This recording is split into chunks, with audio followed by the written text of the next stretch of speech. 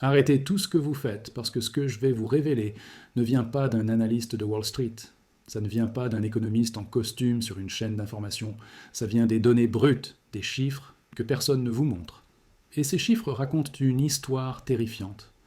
Nous sommes le mercredi 28 janvier 2026 et pendant que vous regardez cette vidéo, quelque chose de sans précédent se produit dans le marché de l'argent métal. Les courtiers ferment leurs portes, les stocks disparaissent des coffres et le prix que vous voyez sur votre écran n'a plus rien à voir avec le prix réel du métal physique. Je vais vous expliquer pourquoi. Mais d'abord, laissez-moi vous donner un chiffre. 117 $ et 75 centimes. C'est le nouveau record historique de l'argent, atteint le 26 janvier. En une seule année, l'argent a bondi de plus de 150%. Et ce n'est que le début. Parce que ce qui se passe en coulisses est bien plus grave qu'une simple hausse des prix. C'est une fracture, une rupture entre deux mondes, le monde du papier et le monde du métal réel. Et quand ces deux mondes se séparent, quelqu'un va perdre. La question est simple, de quel côté êtes-vous? Commençons par ce que les médias financiers ne vous disent pas. Le prix que vous voyez affiché sur les sites boursiers, c'est le prix du COMEX, le marché des contrats à terme de New York. Ce prix était d'environ 112 $ l'once ce mardi. Mais allez à Shanghai, allez à Tokyo, allez à Dubaï et demandez à acheter une once d'argent physique. Vous paierez entre 125 et 135 $, parfois plus. Un écart de 20 $, parfois 25, sur un métal qui devrait avoir le même prix partout dans le monde. Cet écart n'est pas normal, cet écart est un signal d'alarme. Quand le prix papier et le prix physique divergent à ce point, cela signifie une seule chose. Le système est sous tension, le système craque. Voici le point que je ne peux pas expliquer complètement dans cette vidéo. Il y a un facteur qui va déterminer si ce système explose ou s'il survit encore quelques mois. Je l'ai documenté dans la recherche financière, lien dans la description. Mais laissez-moi vous montrer ce qui se passe en Chine. Parce que c'est là que tout a basculé, le 1er janvier 2026. Pendant que l'Occident fêtait le Nouvel An, Pékin a fait quelque chose d'extraordinaire. Ils ont reclassifié l'argent. D'un simple produit industriel, l'argent est devenu un matériau stratégique, au même niveau que les terres rares. Désormais, pour exporter de l'argent depuis la Chine, il faut une licence gouvernementale. Et seules 44 entreprises ont reçu cette licence pour les 2 prochaines années. 44 entreprises pour contrôler 60 à 70% des exportations mondiales d'argent raffiné. Vous comprenez ce que cela signifie? La Chine vient de fermer le robinet et le reste du monde n'a pas d'autre source. Les mines ne peuvent pas augmenter leur production du jour au lendemain. Il faut 8 à 12 ans pour développer un nouveau projet minier. Et l'argent est principalement un sous-produit des mines de cuivre, de zinc et de plomb. Même si le prix double, les mineurs ne peuvent pas simplement produire plus d'argent. Le déficit était déjà là avant la décision chinoise. Depuis 2021, le marché est en déficit structurel chaque année. La demande dépasse l'offre. En 2025, la demande mondiale a atteint 1,240 milliard d'onces. L'offre totale, production minière et recyclage compris, n'a atteint qu'1,10 milliard d'onces. Un déficit de plus de 230 millions d'onces, l'équivalent de toute la production annuelle du Mexique, le plus grand producteur mondial. Et maintenant, avec les restrictions chinoises, ce déficit va exploser. Stop, je dois être honnête avec vous. Ce que je viens de vous montrer, les restrictions chinoises, le déficit structurel, la divergence des prix, c'est ce que je peux montrer dans une vidéo YouTube. Mais il y a 3 analyses que je ne montrerai pas ici. Premièrement, les données exactes des retraits au COMEX sur les 90 derniers jours. Deuxièmement, quelle banque centrale accumule de l'argent en ce moment même. Troisièmement, le calendrier précis des prochaines restrictions à l'exportation. Si vous ne regardez que cette vidéo, vous avez la surface. La recherche financière montre la profondeur complète, plus le Venezuela, le dollar, les banques centrales. Un accès, toutes les analyses. Pour toujours, lien dans la description. Mais maintenant, laissez-moi vous montrer ce qui se passe aux États-Unis, parce que c'est là que la crise devient visible. Les courtiers américains sont en difficulté, pas parce qu'ils ne veulent ne pas vendre, parce qu'ils ne peuvent plus. Le 5 janvier, Money Metals Exchange a publié un rapport au titre révélateur « Les stocks de nombreux courtiers en métaux précieux ont été décimés ». Je cite « La plupart de nos concurrents sont en rupture de stock ou annoncent de longs délais de frappe sur la majorité de leurs produits en argent. American Silver Eagles, épuisé. Canadian Maples, épuisé. Barre de 100 onces, épuisé. Même les pièces de monnaie américaines d'avant 1965, ce qu'on appelle le junk silver, les stocks fondent. Mais voici ce qui est vraiment inquiétant. Ce n'était pas juste un problème de demande, c'est un problème de chaîne d'approvisionnement. Les grossistes, ces intermédiaires entre les courtiers et les raffineries, ont cessé d'acheter. Ils ont cessé de faire des offres en plein milieu du plus grand rallye de l'histoire de l'argent. Pourquoi? Parce qu'ils n'ont plus de liquidité, parce que leurs lignes de crédit sont à sec, parce que les appels de marge les ont saignés à blanc. Si vous êtes encore là, vous avez compris de quoi il s'agit vraiment. Cette compréhension vous suffit, ou voulez-vous les données complètes? La recherche financière vous montre ce que je ne peux montrer dans aucune vidéo. L'argent, le Venezuela, le dollar, et tout ce qui vient lit ainsi dessous. Continuons. Laissez-moi vous expliquer le mécanisme de la couverture destructrice. Quand un grossiste achète de l'argent physique, il vend immédiatement un contrat à terme sur le COMEX. C'est une couverture standard. Si le prix de l'argent baisse, il perd sur le métal physique mais gagne sur le contrat vendu à découvert, le risque est neutralisé. Mais quand le prix monte? Quand le prix monte, la position à découvert perd de l'argent et le COMEX exige des liquidités supplémentaires chaque jour, des appels de marge quotidiens. Quand l'argent est passé de 70 $ à 80, puis de 80 à 90, puis de 90 à 110, chaque pont a déclenché un appel de marge. Les grossistes ont dû envoyer des millions pour maintenir leurs positions ouvertes. D'où vient cet argent? Du capital d'exploitation, de l'argent qui sert normalement à acheter des stocks, à faire tourner l'entreprise. Quand ce capital s'épuise, quand les lignes de crédit atteignent leur plafond, le grossiste n'a plus le choix. Il cesse d'acheter. Il refuse toute nouvelle transaction, il ferme ses portes en attendant que la tempête passe. Et c'est exactement ce qui se produit en ce moment. Plusieurs grossistes américains ont suspendu leurs opérations. Ils disent aux courtiers « Nous n'acceptons plus de métal jusqu'à nouvel ordre ». Ce n'est pas une entreprise, c'est systémique. L'effondrement du réseau de distribution en gros. Et au-dessus de tout ça, l'United States Mint a annoncé le report de la sortie du Silver Eagle 2026, de janvier à fin février. Les abonnements sont déjà épuisés avant même que la pièce ne soit frappée. La monnaie américaine ne peut plus fixer le prix de ses propres produits, parce que l'argent bouge trop vite. C'est le chaos. Mais attendez, il y a un autre élément que personne ne relie à cette crise de l'argent, et c'est peut-être le plus important. Le président Trump est sur le point d'annoncer son choix pour le prochain président de la Réserve fédérale. Le mandat de Jerome Powell se termine en mai 2026. Et selon les marchés de prédiction, le favori actuel est Rick Rieder, le directeur des investissements obligataires chez BlackRock. Ses chances sont montées à 60% cette semaine après que Trump l'a qualifié de très impressionnant lors d'une interview sur CNBC. Kevin Warsh, l'ancien gouverneur de la Fed, est en deuxième position.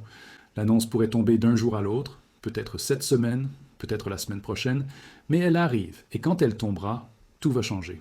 Voici pourquoi.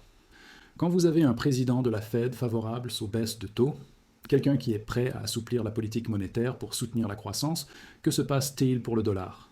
Il s'affaiblit, il perd son pouvoir d'achat, il se dévalue. Et quand le dollar s'affaiblit, que se passe-t-il pour les actifs tangibles? Il monte. L'or monte, l'argent monte, les matières premières montent, l'immobilier monte. Tout ce qui n'est pas une monnaie imprimable prend de la valeur en termes de dollars. C'est ce qu'on appelle le trade de dévaluation, et il est déjà en cours. Un rapport de Trading Economics daté du 27 janvier disait « L'argent et les autres métaux précieux bénéficient du trade de dévaluation, alors que les investisseurs sortent des obligations et des devises pour aller vers des actifs réels, au milieu d'une inquiétude croissante face aux dépenses budgétaires massives dans les grandes économies. » Laissez-moi traduire cela en langage normal. Les investisseurs se réveillent, ils réalisent que les gouvernements, surtout celui des États-Unis, dépensent de l'argent qu'ils n'ont pas. Des déficits massifs, des milliers de milliards de nouvelles dettes, et ils ont besoin des banques centrales pour maintenir les taux bas juste pour survivre au paiement d'intérêts.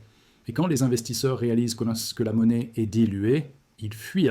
Ils fuient vers l'or, ils fuient vers l'argent, ils fuient vers tout ce qui est réel. Et le choix de Trump pour la Fed est la confirmation finale que la dévaluation ne ralentit pas, elle accélère. Parce que Trump ne va pas choisir quelqu'un qui resserre la politique monétaire, il ne va pas choisir quelqu'un qui défend le dollar, il va choisir quelqu'un qui fait ce qu'il veut, baisser les taux, affaiblir le dollar et améliorer les apparences à court terme, même si cela détruit la monnaie à long terme. Et le marché le sait, le marché obligataire le sait, le marché des devises le sait et le marché de l'argent le sait définitivement. C'est pourquoi l'argent a bondi de plus de 6% mardi. C'est pourquoi il a atteint de nouveaux sommets. C'est pourquoi les primes physiques en Asie explosent, parce que l'argent intelligent anticipe ce qui arrive. Et il y a un concept que la plupart des gens ne comprennent pas, l'effet du président fantôme. Le mandat de Powell ne se termine pas avant mai 2026, mais Trump devrait annoncer son nominé en janvier. Et la seconde où cette annonce tombe, le nominé devient un président fantôme. Pas officiellement au pouvoir encore, Mais le marché le traite comme s'il l'était, parce que le marché sait qu'il sera bientôt aux commandes, donc il commence à intégrer sa politique immédiatement, à réagir à ses déclarations, à se positionner pour son agenda. C'est ce qui s'est passé en 2017 quand il est devenu évident que Jerome Powell remplacerait Janet Yellen. Les marchés ont commencé à réagir au ton plus restrictif de Powell avant même qu'il ne prenne ses fonctions. Maintenant, imaginez l'inverse. Imaginez que les marchés sachent que Rick Rieder ou Kevin Warsh est le prochain. Ils savent que des baisses agressives arrivent, ils savent que l'assouplissement arrive, ils savent que c'est aligné avec l'agenda de Trump de soutenir la croissance à tout prix. Que se passe-t-il? Ils n'attendent pas mais, ils anticipent maintenant. Ils vendent des dollars, ils achètent de l'or, ils achètent de l'argent, ils achètent tout ce qui bénéficie de taux plus bas et d'un dollar plus faible. Et cela crée une boucle auto-réalisatrice. Le dollar s'affaiblit, les actifs tangibles montent, et quand le nouveau président prend officiellement ses fonctions, le mouvement a déjà eu lieu. Janvier à mai est une fenêtre de 4 mois où les marchés négocient l'anticipation, pas la politique, et dans cette fenêtre, tout peut arriver. Alors, que se passe-t-il ensuite? Où tout cela mène-t-il? Parce que si Trump annonce un choix favorable aux baisses de taux, si l'effet du président fantôme se déclenche, si le physique continue de se découpler du papier, si les courtiers continuent de fermer, si la Chine continue de drainer l'offre, quelle est la fin du jeu? Il y a 3 scénarios et les 3 sont haussiers pour ceux qui détiennent de l'argent physique. Premier scénario, le marché papier capitule, le COMEX admet sa défaite. Ils ne peuvent plus contrôler le prix. Ils laissent le papier monter pour correspondre à la réalité physique. Cela pourrait signifier l'argent à 150 $, 200 $, 300 $ ou plus. L'écart se ferme, la suppression prend fin, le prix réel est révélé. Le meilleur cas pour tout le monde, mais cela nécessite que les banques abandonnent volontairement le contrôle. Et historiquement, elles ne le font pas. Deuxième scénario, le divorce devient permanent. Le papier et le physique ne convergent jamais, 2 marchés se forment. Le COMEX négocie à 110, 120, 130 $, mais personne ne s'en soucie, parce que le physique se négocie à 200, 300, 400 $ à travers des réseaux privés, des canaux de courtiers et des bourses asiatiques. Le papier devient un casino pour les spéculateurs, l'économie réelle transige en physique. Honnêtement, c'est le scénario le plus probable, parce qu'une fois que la confiance se brise, la récupérer est presque impossible, et la crédibilité du COMEX saigne rapidement. Chaque hausse de marge, chaque liquidation forcée, chaque refus d'achat des grossistes, chaque pic de primes asiatiques, tout cela pousse plus de gens hors du papier et vers le physique. Troisième scénario, force majeure et effondrement du système, l'option nucléaire. La demande de livraison dépasse l'offre disponible. Les demandes de livraison dépassent l'inventaire enregistré. La bourse déclare force majeure, ce qui signifie qu'elle ne peut pas honorer les livraisons.